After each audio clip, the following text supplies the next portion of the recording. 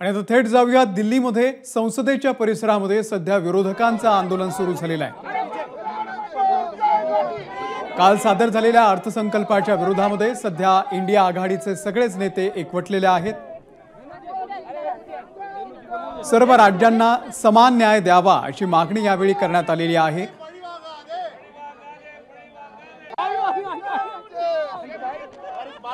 इंडियामधल्या काही राज्यांनाच या ठिकाणी फेवर करून त्यांना अधिकचा निधी दिला गेला असा आरोप विरोधकांनी केलेला आहे, ज्यामध्ये बिहार आणि आंध्र प्रदेशचा समावेश आहे। या दोनही राज्यांना भरघोस निधी देण्यात आला, पण सगळ्यात जास्त ज्या राज्यामधून कर संकलन होतं त्या महाराष्ट्राच्या तोंडाला मात्र पाणी पुसण्यात आल्याचा आरोप यावेळी करण्यात आलेला आहे।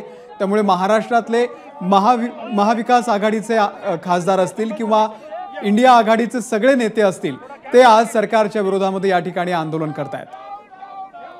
सोमेश कोलगे आपले प्रतिनिधी या संदर्भातले अपडेट देतील। सोमेश, इंडिया आघाडीचे नेते आणि सर्व खासदार हे अर्थसंकल्पाच्या विरोधात आंदोलन करतायत। संसदेमध्ये विजय चौक जिथून सगळे खासदार हे संसदेत जातात, प्रवेश करतात, त्या ठिकाणी या सर्व विरोधी पक्षाच्या खासदारांनी आंदोलन करायचं ठरवलंय। अनेक विरोधी पक्षाच्या खासदारांचा आक्षेप आहे की केवळ दोनच राज्यांचा विचार हा या अर्थसंकल्पात केला गेलेला आहे। इतर राज्यांवर यामध्ये अन्याय झालेला आहे, तसंच सर्वसामान्य करदात्यावरही अन्याय केलेला आहे। अनेक महत्वाच्या मागण्या विशेषतः ज्या कॅपिटल गेन टॅक्स बाबत होत्या, त्यानंतर मग इन्कम टॅक्सच्या बाबत अपेक्षा होत्या, त्या पूर्ण झालेल्या नाहीत। त्यामुळे या सगळ्याच्या विरोधामध्ये म्हणून मोदी सरकारचा निषेध करत विरोधी पक्षाचे सगळे खासदार एकत्र येऊन आंदोलन करतात। दुसऱ्या बाजूला इंडिया आघाडीतील घटक पक्ष हे आपलं ऐक्य आणि एकजूट दाखवण्याचा एक प्रयत्न करतायत। अशा प्रकारे केंद्र सरकारच्या अर्थसंकल्पाच्या इग्नोर किया गया है और खास करके महाराष्ट्र तो इनका चल रहा स्टेट है। महाराष्ट्र में पिछले 10 साल से, जैसे मैंने कल कहा था, प्रधानमंत्री सरकार बचाओ योजना कल घोषित की है, यूनियन बजट नहीं था वो, वैसे ही प्रधानमंत्री महाराष्ट्र विरोधी योजना कल बजट में दिखाई दी। जब महाराष्ट्र 10 साल से, जब से भारतीय जनता पार्टी आई है, महाराष्ट्र को कुछ नहीं मिला है। हाईएस्ट टैक्स पेइंग स्टेट है। हर एक रुपया जो जाता है केंद्र के पास, उससे हमें सिर्फ वापस 3 पैसे से लेकर 8 पैसे तक मिलते हैं। ये शर्मनाक है कि आज तक महाराष्ट्र के हित का काम नहीं किया और बाकी सारे राज्यों में भी, चाहे तमिलनाडु हो, केरला हो, वेस्ट बंगाल हो, सेम भेदभाव देखा गया। इसलिए हम प्रोटेस्ट कर रहे हैं। जो आए थे कह रहे थे कि विपक्ष को आके सदन में बात करनी चाहिए, हर बातों पे चर्चा होगी। बिल्कुल चर्चा करेंगे। हम विपक्ष में रहकर हम बाहर भी करेंगे, संसद के अंदर भी करेंगे, रास्तों पे भी करेंगे और जनता के बीच में भी जाकर करेंगे।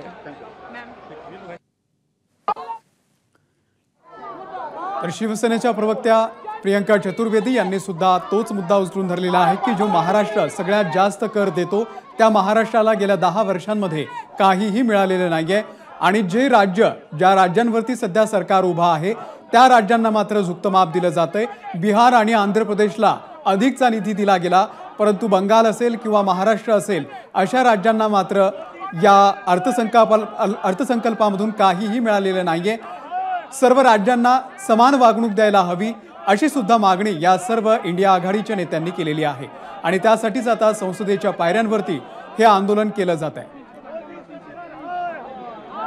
याआधी सुद्धा या संदर्भामध्ये ठाकरे गटाचे खासदार संजय राऊत यांनी टीका केलेली होती। आपण पाहूयात त्यांची प्रतिक्रिया। आपण काल पाहिला असेल की गिरीश महाजन हे निधी मागत होते अर्थमंत्री अजित पवारांकडे कॅबिनेटमध्ये, आणि अर्थमंत्री म्हणतात आता मी महाराष्ट्राच्या जमिनी विकून तुम्हाला पैसे देऊ का।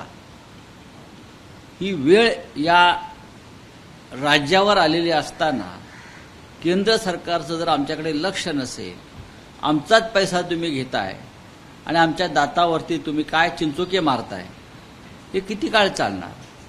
म्हणून महाराष्ट्राच्या जनतेला विचार करावा लागेल आणि नक्कीच ही जनता विचार केल्याशिवाय राहणार नाही। एबीपी माझा, उघडा डोळे बघा नीट।